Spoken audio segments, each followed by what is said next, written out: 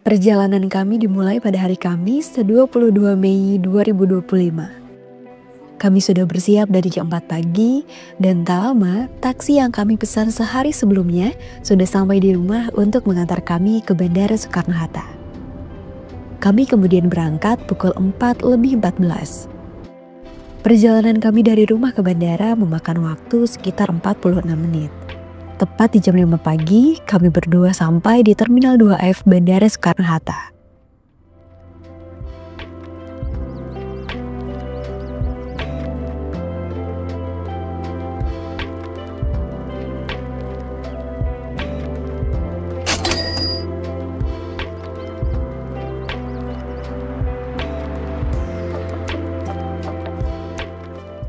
Sebelum taksi datang, aku sudah makan di rumah. Namun suamiku belum, jadi kami mencari minimarket untuk membeli sarapan.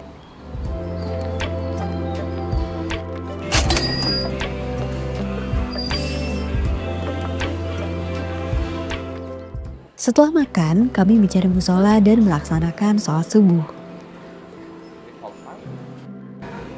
Setelah cetak boarding pass, pukul 6 pagi suamiku membeli segelas kopi di sebuah kafe. Sedangkan aku lebih memilih untuk duduk dan menunggu sambil beberapa kali terlelap. Setelah merasa cukup berkeliling dan mengisi waktu, kami perlahan melangkah menuju gate F2, tempat kami akan menunggu waktu boarding.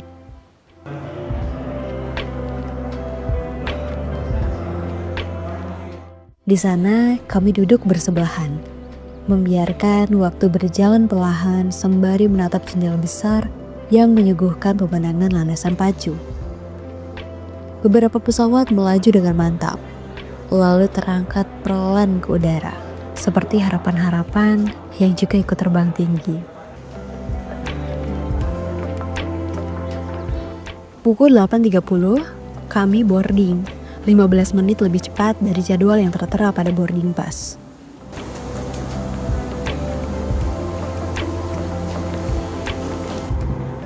Penerbangan kami kali ini menggunakan maskapai Batik Air dengan nomor penerbangan OD319.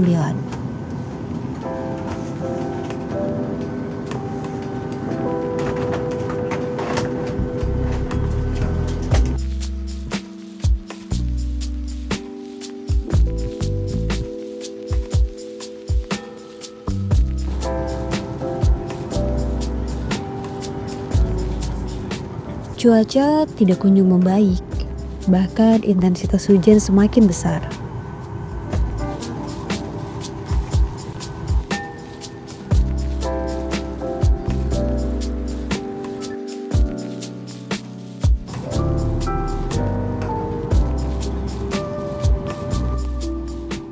Aku sempat khawatir, apakah perjalanan kami akan dibatalkan karena kendala cuaca? Tapi untungnya tidak. Namun walaupun begitu, aku tetap sangat excited untuk perjalanan kami kali ini. Tepat sekitar pukul 10:20, pesawat kami akhirnya lepas landas. Dengan perasaan campur aduk, kami memulai penerbangan ini dalam hujan yang cukup deras. Namun tak lama setelah take off, gumpalan mendung mulai memudar.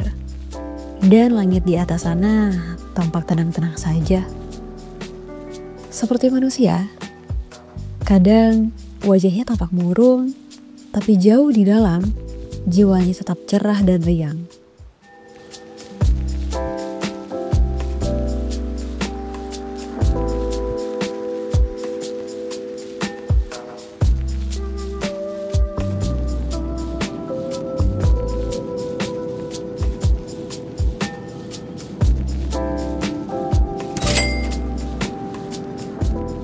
Kami mendarat dengan selamat di Bandara KLIA 1 pada pukul 11.40 siang. Disambut oleh cuaca Malaysia yang hangat dan bersahabat. Namun, sambutan hangat itu berbanding terbalik dengan antrian imigrasi yang mengular panjang. Kami baru menyelesaikan imigrasi sekitar pukul 14.20 waktu setempat. Setelah melewati antrian imigrasi yang begitu panjang dan melelahkan, kami kemudian menuju lantai 2 food garden untuk makan siang yang kesiangan.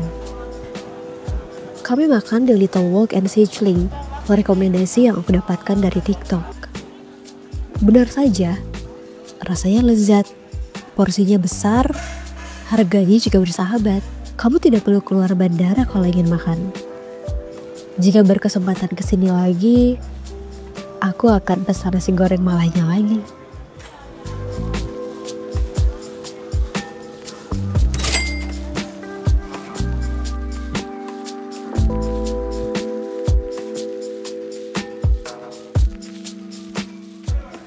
Setelah perut kami kenyang, kami melanjutkan perjalanan dengan turun menuju Door 4 untuk menaiki free shuttle bus menuju KLIA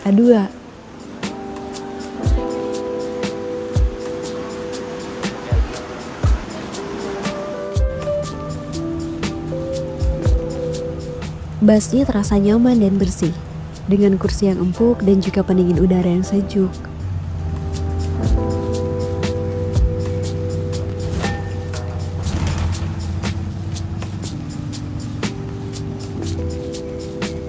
Meski sempat melaju cukup kencang di jalan, tapi mungkin itu memang standar kecepatan mereka.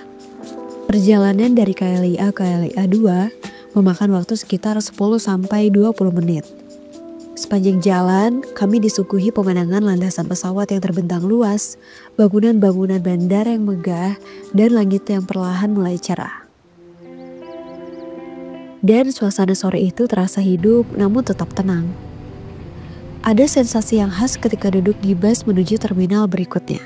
Seperti babak baru dari perjalanan yang belum selesai. Sesampainya di KLIA 2, kami langsung berjalan menuju Transportation Hub untuk membeli tiket bus ke KL Sentral. Tiket bisa dibeli langsung di loket penjualan.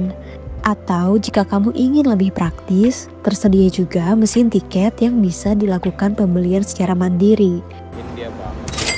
Namun, pastikan ya, kartu yang kamu gunakan sudah berlogo Mastercard dan memiliki fitur NFC.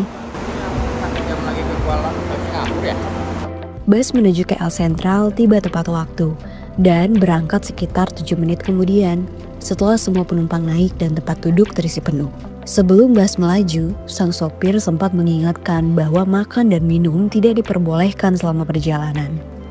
Aturan yang sangat sederhana, ya meskipun tanpa diberitahu, kami memang tidak berniat makan atau minum sih. Sebaliknya, kami memilih untuk memanfaatkan waktu dengan memejamkan mata, membiarkan tubuh beristirahat sejenak sambil dibuai gerakan lembut bus yang melaju menuju pusat kota.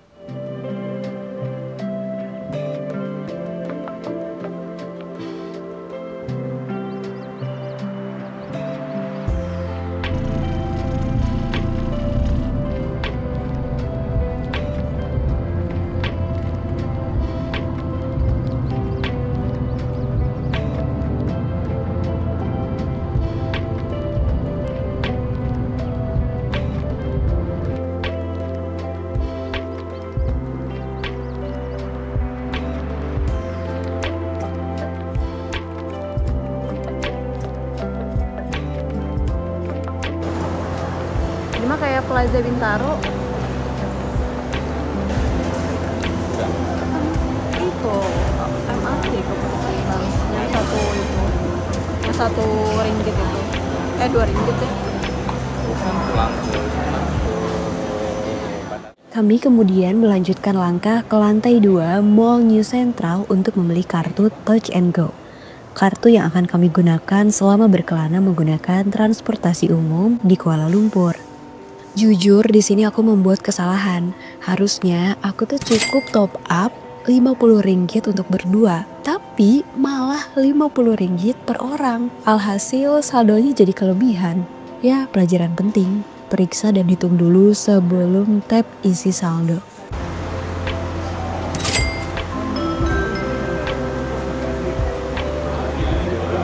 Perjalanan kami menuju hotel di Bukit Bintang bertepatan dengan jam pulang kantor. Jadi aku bisa merasakan vibes pulang kantor di sini tuh kayak apa. Dan seru banget sih.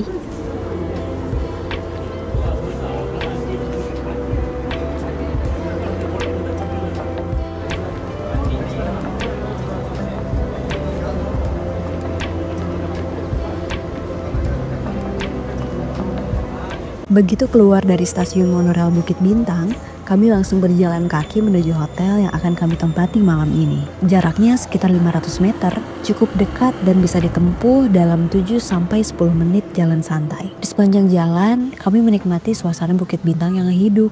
Suara klakson, nyala lampu-lampu toko, dan aroma makanan pinggir jalan yang sempat bikin nengok kanan kiri. Hotel yang kami tempati malam ini merupakan hasil rekomendasi dari TikTok. Dengan harga sekitar 300 ribuan per malam, lokasinya strategis, hanya beberapa menit berjalan kaki dari stasiun Bukit Bintang dan dekat kemana-mana termasuk ke Pavilion Mall. Setelah mandi dan bersih-bersih, kami kembali melanjutkan petualangan hari ini. Dengan langkah ringan, kami berjalan kaki sekitar 5-10 menit menuju Pavilion Mall. Dari sana, kami melanjutkan perjalanan melewati bridge pejalan kaki yang ikonik yang menghubungkan langsung ke area KLCC.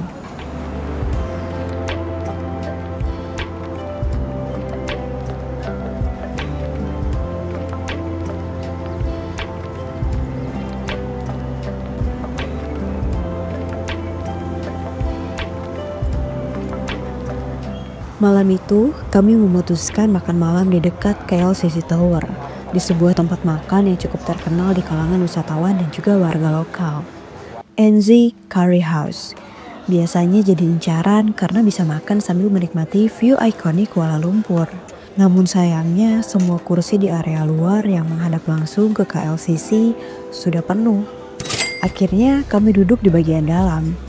Tidak apa-apa, karena suasana tetap ramai dan makanannya tetap menggoda.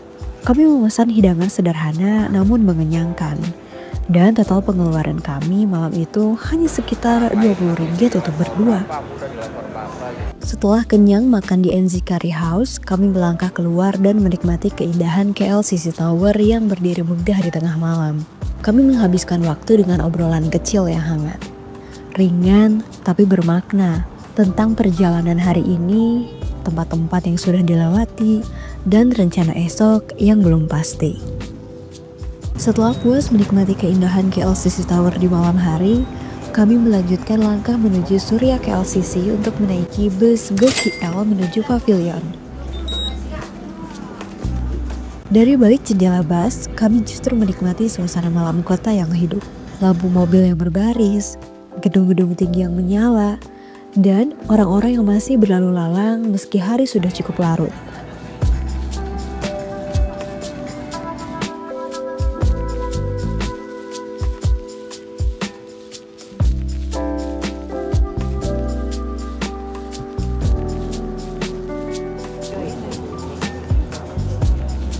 Meski hari pertama kami hanya diisi dengan perjalanan ringan, makan sederhana, dan obrolan kecil di bawah cahaya KLCC, semuanya terasa hangat dan cukup. Begitulah hari pertama kami di Kuala Lumpur. Sederhana tapi penuh makna. Bukan tentang seberapa banyak tempat yang kami datangi, tapi tentang bagaimana setiap momen kecil terasa berkesan.